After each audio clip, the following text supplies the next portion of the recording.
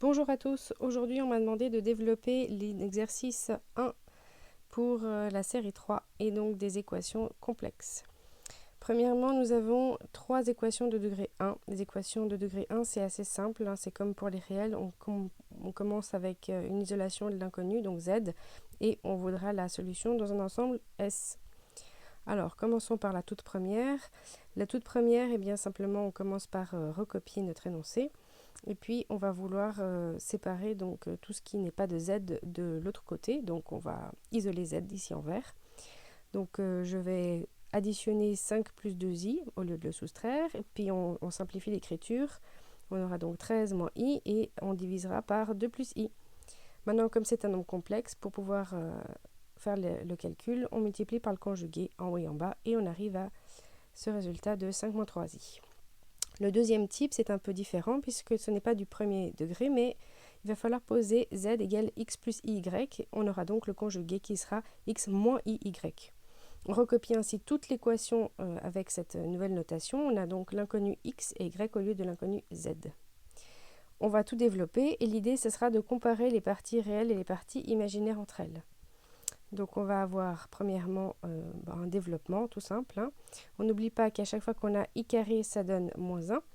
Et puis on va regrouper ensemble les termes qui peuvent se regrouper. Par exemple ici, x et 5x, ça nous donne 6x.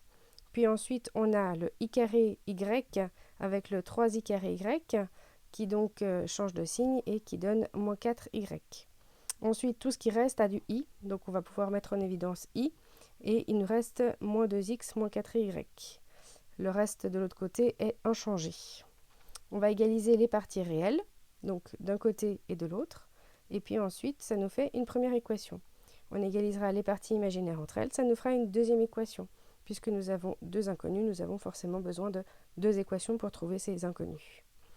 En additionnant ces deux équations, on trouve rapidement que x est égal à 0. Et en l'insérant dans la première ligne, par exemple, on trouve rapidement que y égale à 20 sur moins 4, c'est-à-dire moins 5. N'oublions pas que x et y, il fallait les remettre sous la forme d'un z complexe. Donc ça veut dire que la réponse est moins 5i. J'espère que vous avez compris.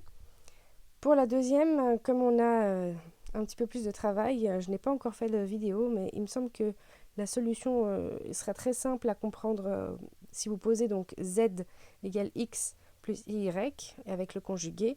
Donc vraiment séparer le détail de chacun, chercher la partie imaginaire, égaliser, et puis vous avez de nouveau x et y à trouver.